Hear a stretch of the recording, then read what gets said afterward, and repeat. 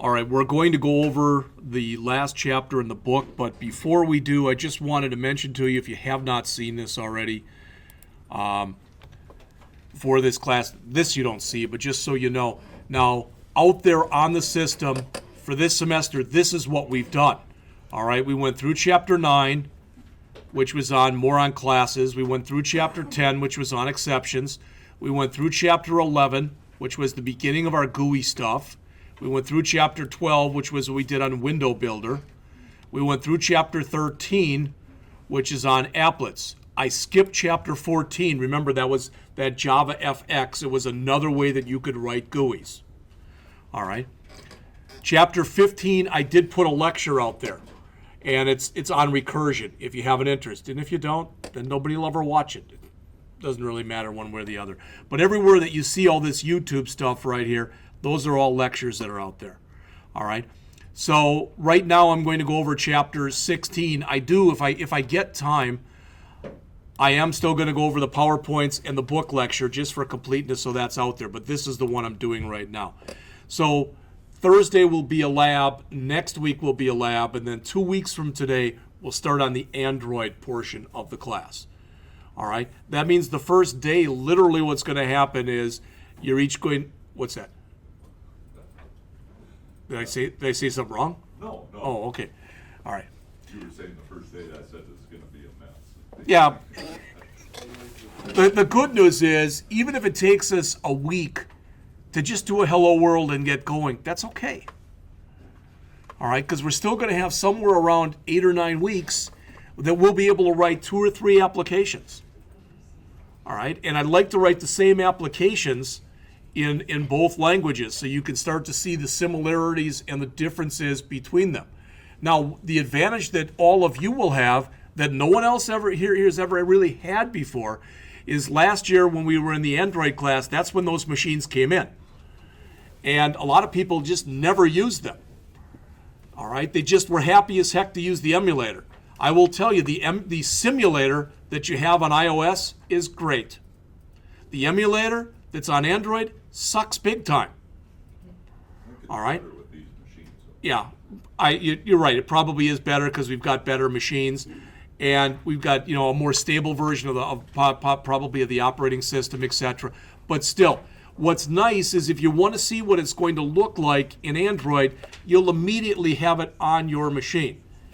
One of the differences between Android and iOS, just so you know, is Apple makes you jump through every hoop in the world to do anything. With Apple, you have to register as a developer, and you have to re-register every year, and it's $100 a year. With Android, you register once, it's $25, and that lasts you, as of right now, your whole life. All right? And the other thing, too, is with Android, if you want to, and I'm not saying you do, but if you want to with Android, when we get done with these, and you build these, you can copy the files that you need right to you can email them to your phone, and you can immediately run your programs that you create right on your phone. You can't do that with Mac. Mac is claiming they're not as closed in architecture as they once were. All right, and that probably is true, but they're still basically a closed architecture. All right, they've gotten better. Whereas Android is pretty much, in many ways, it's pretty much open source. And if you don't know this, Android started from something that was called, I think it was OHI, the Open Source Handset Alliance, or OHA, something like that. But now Google runs everything. All right, and it's much easier. Now that said, I'm not saying you're going to like one more than the other. I will say probably, if I had to guess, you'll probably like Android better because it's more intuitive with what we've done so far. We have not done anything in C that's been in all GUI. We haven't done one GUI thing in the C class. But when you start doing the GUI stuff in iOS, it's a little weird because you end up having to hold down on a key and drag and do a bunch of other stuff that's kind of a pain in the butt. Is that fair to say, Trevor? No, Travis, is that fair? Yes. Okay. And that's why some people, consider Mac to be a 4-letter word. All right? But we'll see as we go on. So you can see I'm already planning. We're going to have quite a few lectures. But the lectures, anything that I do All right, we're going to be doing it as a class. You will be responsible in both those classes for saying to me, you're going too fast. I don't think it's going to be a case where you're saying, would you go faster? That never seems to be the issue in here. But the way I'm looking at it is if we can write 2 or 3 apps in both languages, then we're going to hit the floor running in spring. Because what I'd like to do is write 2 or 3 more, and then around week 9 or so, do the same thing. You write an app now. And that's, if you write, I don't care if you write the same app in both languages. I don't care. But you'll have to give me some kind of requirements, and you'll write the app. And then when you take the 164 class, which is the Design and Implementation Projects class, that'd be a chance for you to present that. And we had, what was that? Remember when Keegan, were you here for that? He went and he grabbed a game, and he kind of cloned it and made a bunch of changes to it. And he presented it. And I'll tell you, the people that were here were I was blown away. It's a guy that I had for a student for 2 years. I never heard him open his mouth. So just to hear him make a presentation was something. So. All right, so let's jump in. We'll take a look at some of the stuff that's in here in the book, and then we'll just jump into the code. All right?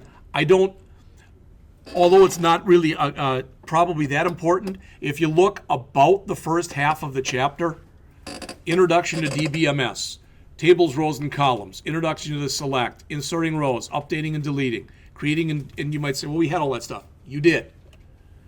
But unless you've done any work with it, what I have found with most students, if it's out of sight, it's out of mind. All right? If you take that to be a criticism, sorry. But I'm just being honest with you. All right? So this is the time. The reason I decided to go over this is in the ASP.NET this afternoon. I'm still in the middle of writing your next assignment, but I'll have to do that so I can put it out there. But after that, we go into databases. In PHP, we've got one more assignment. We're going to talk today about cookies and sessions, and we're going to talk about how to write your pages a little better with include files. Then we go into databases. So we're going to hit databases with the other 2 classes. And you don't have to do anything in here, but I thought this would give us a chance to have a little bit of a review of some database stuff. The main difference is we're going to be using MySQL in here, in these examples, MySQL in PHP, but SQL Server, which is Microsoft's relational database management system in ASP.NET. And that's going to be a trip because I haven't gotten it to work yet in this version of ASP that we're using. All right? And Adrian has said he'd help me. Maybe I'll enlist John. All right? And Mike, we'll see. But hopefully we'll get it to work soon. All right. So a DBMS, Database Management System, examples, MySQL, SQL Server, Access. Those are not only DBMSs, they're RDBMSs. They're Relational Database Management System. So a DBMS, basically, for lack of better words, it allows you to do inserts, updates, and deletes. There's other stuff to it, but that's the main thing. So if you look in here, what they're saying is your Java program will interface directly with a DBMS because your Java program is not allowed to directly interface with a database data. And that's what they're showing this here. Now, it can get much more complex than this. Sometimes if you've done enough reading, you might hear about N-tier applications where you've got business layer logic and a bunch of other stuff where you might write stuff in a lot of different languages and stuff might exist on different servers. We're keeping it simple here. All right, it may or may not look simple, but it pretty much is compared to the way it is in other places. So in order to use this, you use what are called the JDBC classes. JDBC is an acronym for Java Database Connectivity. All right, that's what it is. So that's the way that you interface. What you're going to see, and if you start looking through the code that I just handed out to you, there's going to be a lot of it that's going to look pretty darn familiar to you. As far as creating a table, throwing records in the table, it's going to look pretty familiar. But now we're doing it in code. The reason that we're doing it in code is we have no guarantee that the person who's writing the program actually has MySQL in front of them where they're able to, and they know how to use it, like they've taken a class like 147. the relational database development class. So the commands that you are used to, putting in PHP myadmin or from the command line, that's what we're putting into code here. Does that make sense? Because we're going to do the same stuff, all right, the same kinds of stuff in ASP.NET and in PHP. And I will tell you, we're really hoping, against hope, that we get the ASP.NET stuff working, because that's kind of the slickest. With ASP.NET, you can create yourself an entire relational database management system that allows you to insert records, update records, and delete records with 0 lines of code. 0. You just drag some controls on there and hook them up. That's pretty darn nice. It's not as nice here. It's not as nice either in PHP. But we're going to go through all that stuff. All right? So I'm not going to talk what SQL is. I think you all know that. So it says in order to use JDBC to work with a database, you need the DBMS installed on your system. We have that. All right. Notice if you do not have access to a DBMS, you can use JavaDB, which you can download. And as it says, it's an open source distribution of Apache Derby. I didn't download that because we should be able to use regular SQL. MySQL. And that's what the code is in here. All right. But I'll run it for you later because I've got this up on my system. But when you run the initial file, it comes up and it says it cannot find Derby, which is what they're talking about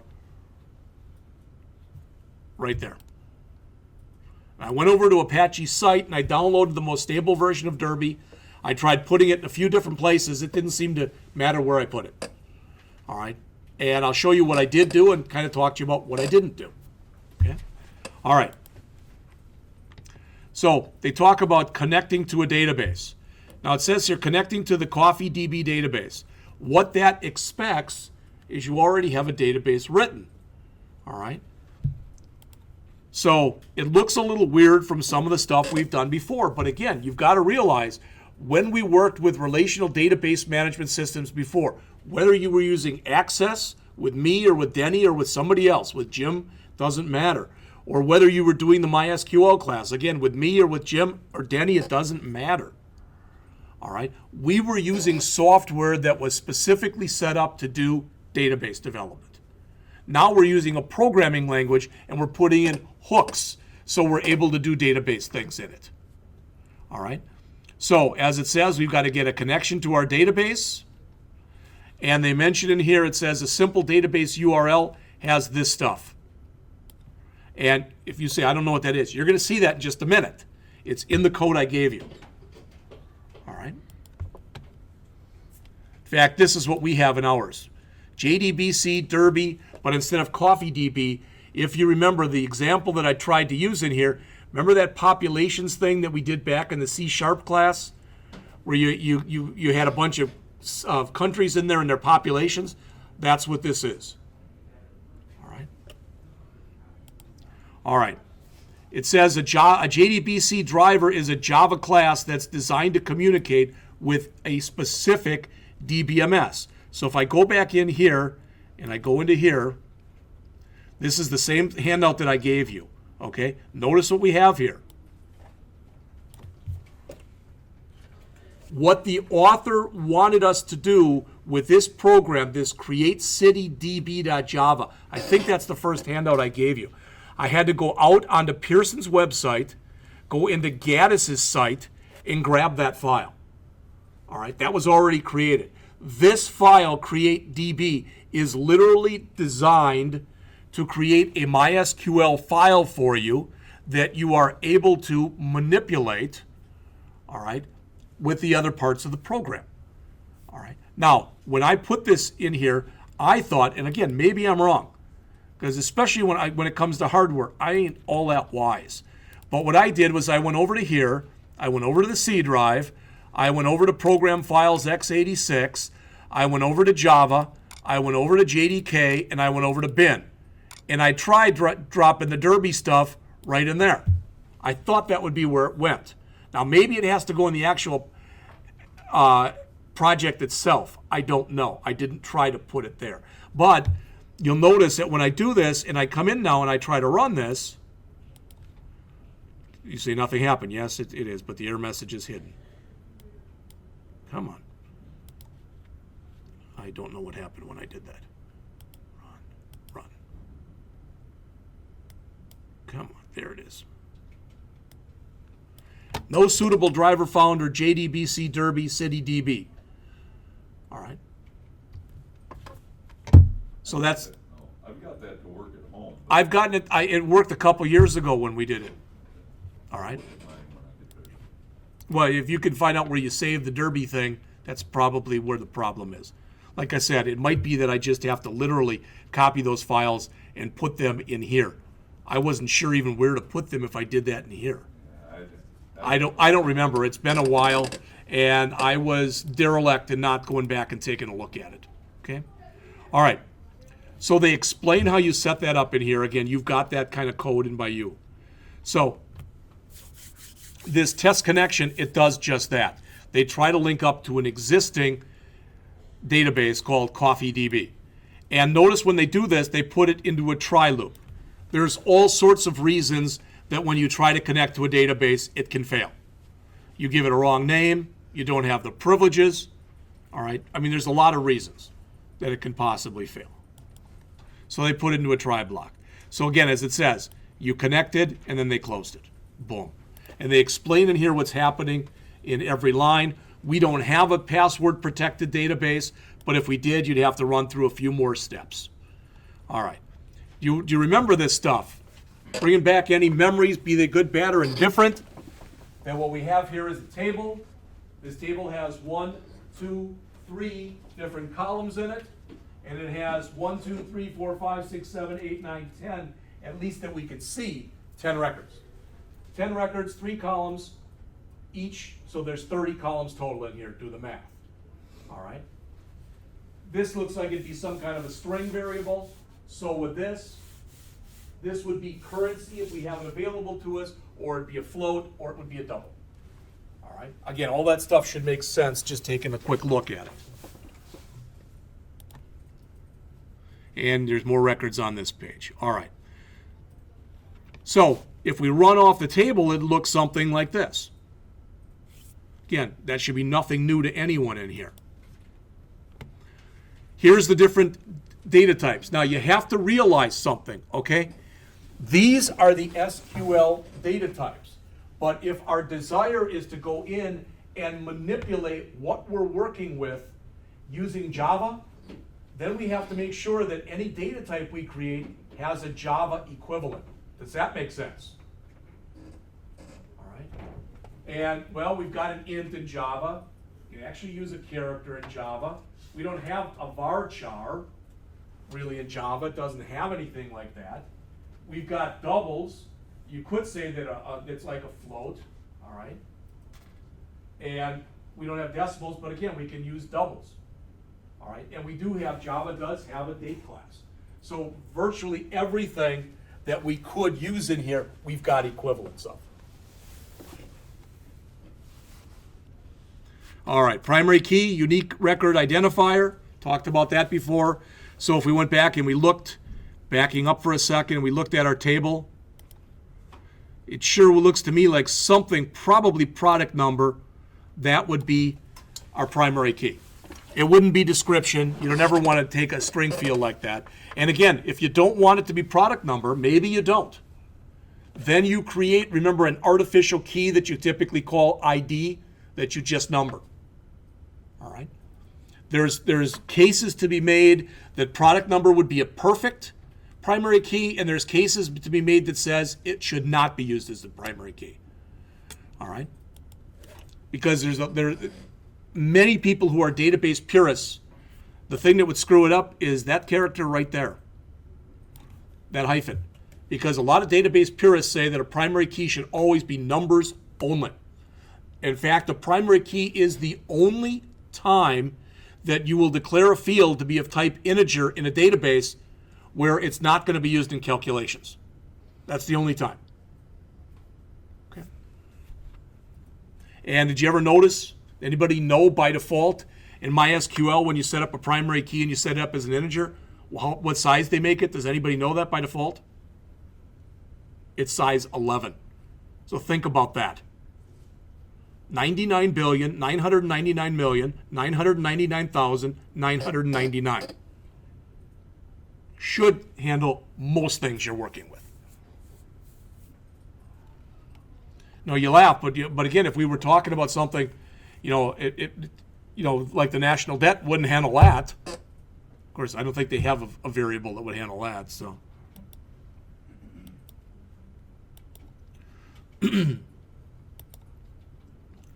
all right, passing an SQL statement to the database management system. What this is doing right here is this is saying basically we want to connect. This isn't that different from what you're going to see in PHP. It's a little bit, but the idea is the same. And then notice what we have here. That should look real familiar to you because we're doing an actual MySQL query. We're putting it in double quotes, but we're saving it to a variable. Why? Because then we have to run a database command that tells it to actually execute that query based on what we just put in. So it looks, it's like, well, why? When we did it in the past, we did it in one line. Yeah, but the first line is setting up the query. The second line is executing the query. And if you ask, could you do it in one line? The answer is yes, but typically you wouldn't. It's almost always written like this. So when you start adding database functionality to a programming language, your programs can get a bit bigger.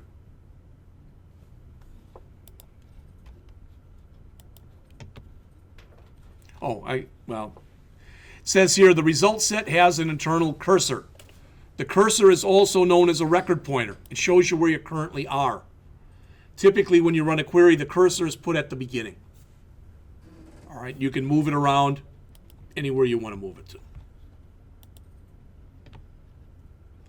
So notice it says here. So if I decided I was going to use a for loop and I wanted to iterate over, let's say I've got 1,000 coffees that are in here, and I want to iterate through these, and I want every coffee that has the word dark in it, okay? Then as I'm going through a for loop, I will result.next to move me to the next record. That makes sense?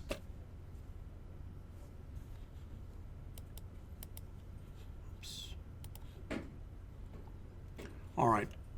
These are all the same, but it's just what kind of data are you returning? All right, so they show coffee descriptions.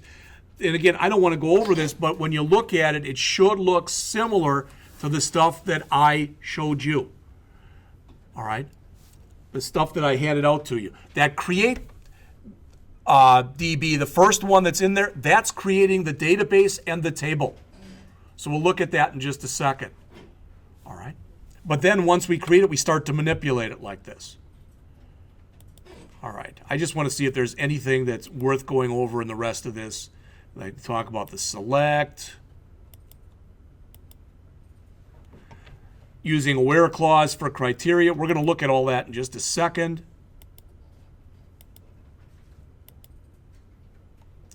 String comparisons. Yeah, using upper. Like, you know what like is. And ors, you know what those are. Sorting by using order by. Using the mathematical functions that are in there, like your aggregates, like AVG for average, sum, max, min, count, etc.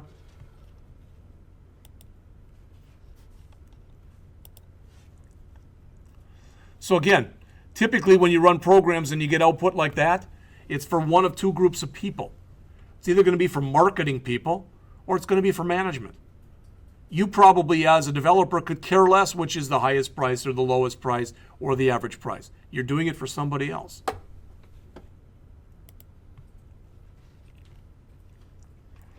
So inserting, you may remember this. This looks, that's how you do an SQL insert statement. And what you'll see is when you start to put it in here, okay, here's an example that inserts a row into a coffee table.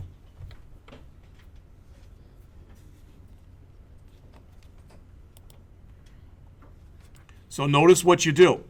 You again You set up a string that's got all of the stuff in it.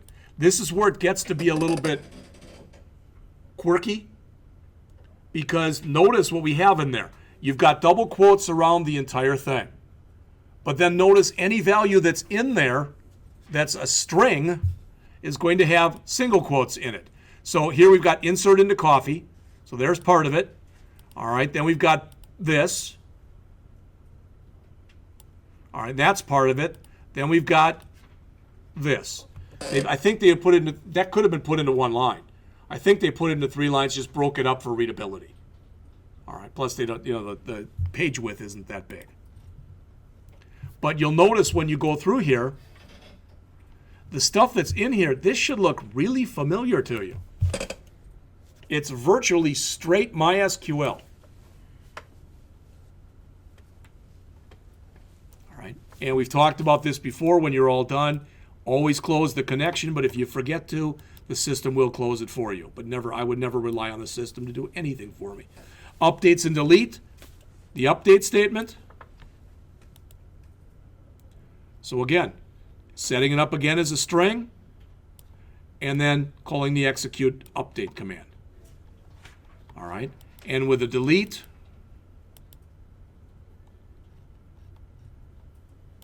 and maybe I passed it already. No, there it is. Delete from, same kind of thing.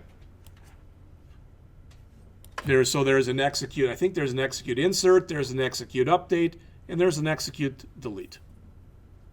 All right.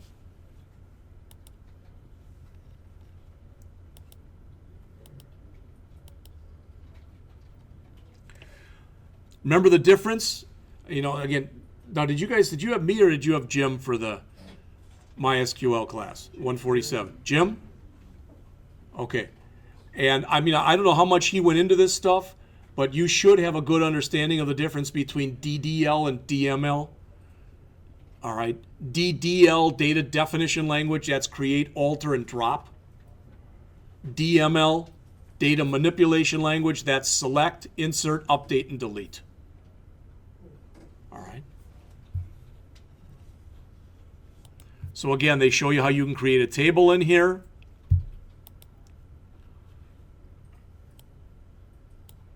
So you create the table, execute it. Each time you put a line of data in, you call execute update. All right. Drop is pretty much the same thing, other than you're getting rid of it. Creating a new database with JDBC, you can do that too. And then once you create it, again, we saw a little bit of this. This is how you can jump to different rows quickly in the database.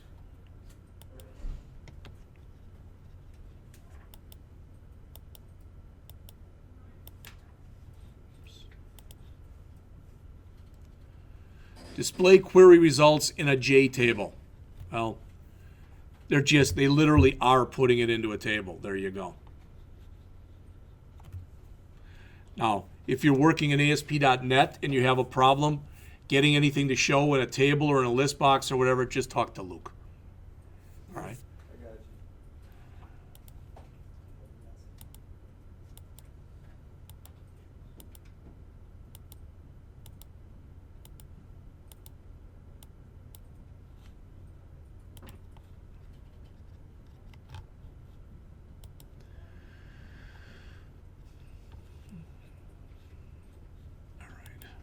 They write programs in here, but like I said, it's all stuff. They even do things like joins here. They looked at referential integrity, and then they ended up pretty much with an entire order entry system. All right, it says in order to use this app, you need the coffee table, the customer table, and the unpaid order table. Why? Because you're eventually going to be doing some joins on all this stuff. I think that's enough. Let's take a quick look. It's 10:32. I'll be done before 11. And what we'll do is we'll take a look at some of the code from what I just handed out to you. All right, if I can get that to work, or if John can get it to work, I'm not too proud. I'll ask for help. But if anybody can get it to work, that's great. All right. The last thing that they mention in here, in section 16.12, they talk about transactions. And I'm just going to mention it because it's kind of important that you hear it. All right, and if you never have before, well, then at least now you have. These are the advanced topics. Literally, this is the last page or two in the chapter. All right? You ever seen something like this where you come in here and you write something, for example,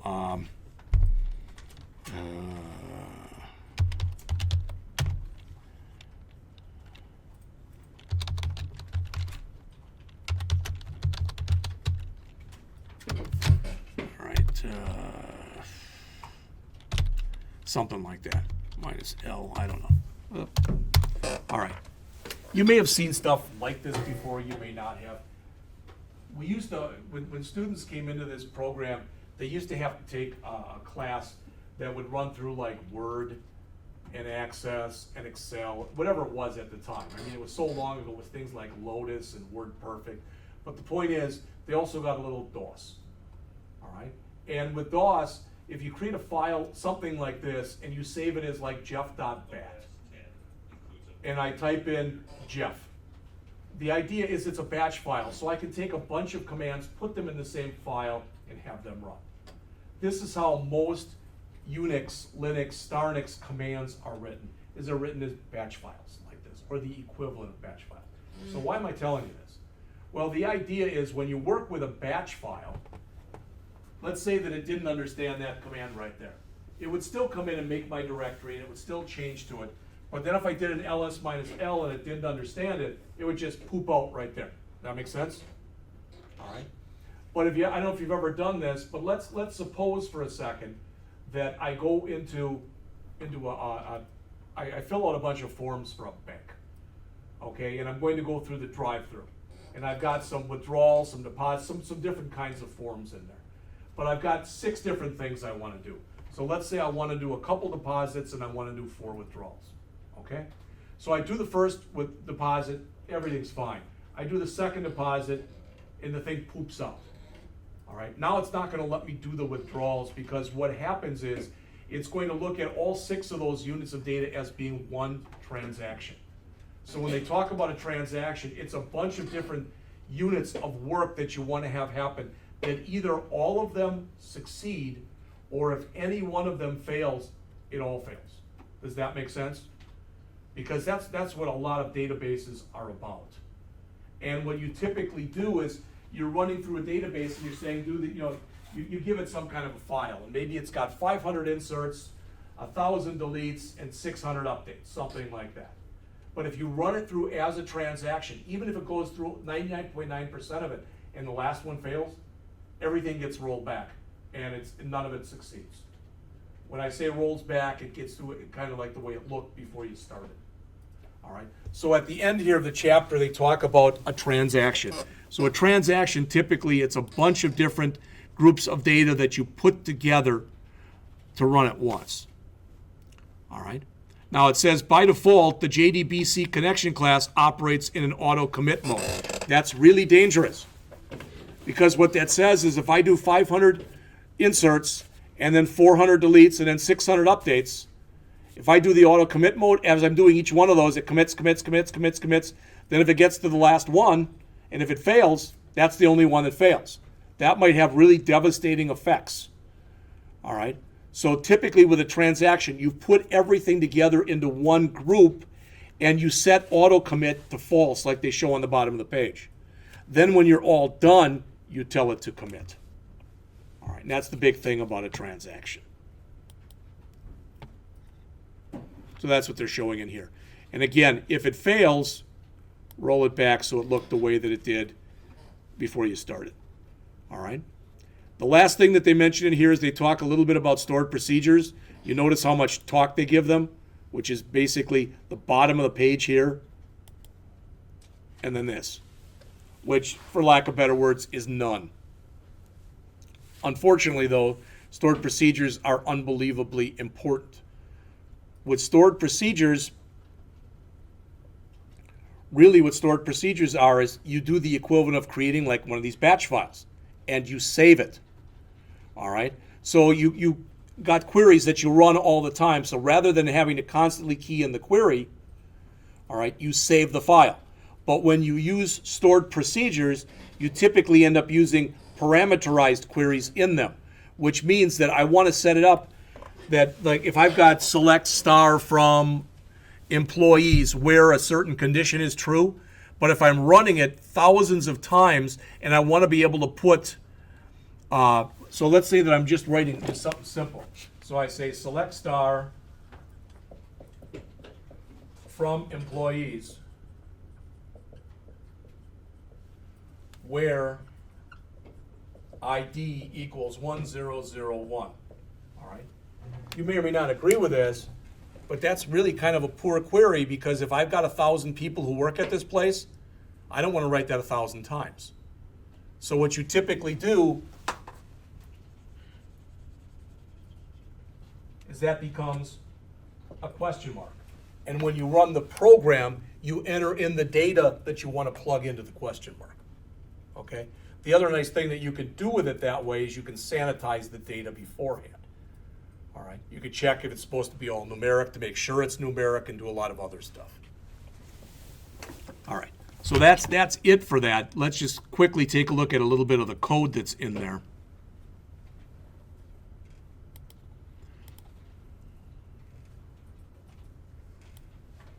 All right. So again, this created the database. When you're working with anything with SQL, you will be importing java.sql.star. All right? So everything, if you notice in here, you may or may not have been able to tell, it's all inside of main. So that's all we have in here is a main. All right? And this is the most generic exception that you can get. So we're saying throw exception, okay? That'll throw it for all sorts of different reasons. In fact, some books even recommend you never do that. All right. So this is our database URL. This is, again, where it's choking right now. But notice what we're trying to do. We're trying to connect to our database using that. So where it says DB URL, it's going to put that in there instead of it. All right. Okay. Then we're going to be using this. It says create a statement object. All right. This statement is what we use all over the place when we're doing inserts, updates, and deletes. Okay. So notice, creating the city table. Kind of nice to put this out, because remember, where does this print? System.out.println. That prints on the console, right? So you can see that. So somebody who's working on that, that's not going out to a database. That's just showing on the console, so they have some idea where you are. So again, notice in here, they didn't even create, they didn't have to do create a string first, because this is just literally executing it. So create table. The table will have what in it? All right, a city. A table called city. It'll have a city name, which is your primary key, and a population. And then we're throwing a bunch of things in there. So Beijing, 12,500,000 or whatever it is, Buenos Aires, etc. All right. When we're done, we close everything out. We say we're done. So all that's doing is literally, it's as though we got into MySQL. We said create database, whatever they say to, I don't remember what the name of the database is here. It's CityDB. So we say create database CityDB, hit enter. Then we say use CityDB, hit enter. Then we say create table. We put in this stuff, and then we say insert into table. That's what they're doing here. All right. So the query is where we're going to actually do the work. As it says, the class execute queries on the CityDB database. All right.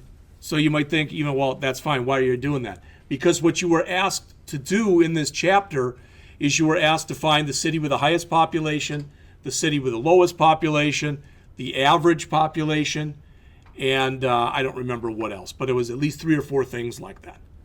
So again, notice we're coming in again. We're setting up our URL the same way. All right.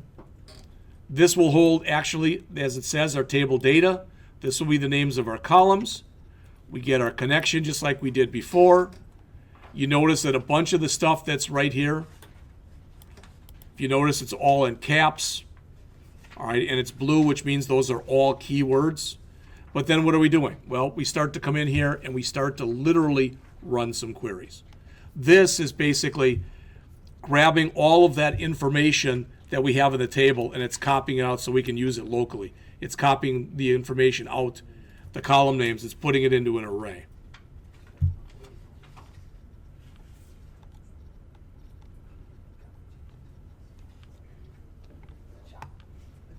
Then we grab that information, then we go into the demo. This stuff look familiar? Select some populations. It'll give you the total population of every city. So it'll add them all together. All right. And I guess they didn't put that much in here. There's the average. So it's just select average. There's the highest with select max. There's the lowest with select min. And they've got it all set up so that it works. It actually is kind of a cool program. If we can get it to work, I'll let you know what it is, and I'll make sure I put a working copy of it out there for you. All right? So the rest of today will be lab. It'll be lab Thursday. If you've already got the 2 programs done, the Joe's and the one with exceptions, all right? And sorry, no excuses. I'm going to try to get that stuff done as quick as I can, graded as quick as I can. All right? Everything out there. In fact, I'm supposed to get stuff graded because you may or may not have noticed, but there are people in this class, for whatever reason, that have not been showing, and I'm supposed to let Carissa know who those people are, and are they falling behind in their work? All right? Questions? The rest of the period's yours. That'll give me time that hopefully by the time you come back from lunch, your assignment will be out there for the ASP.NET class. And we are going over 2 chapters in PHP from 3 to 5. After we go over those 2 chapters, we have 11 chapters out of 13 in the book done. The last 2 chapters are chapter 12, which is on databases, and chapter 13, which is a culmination chapter that puts everything together.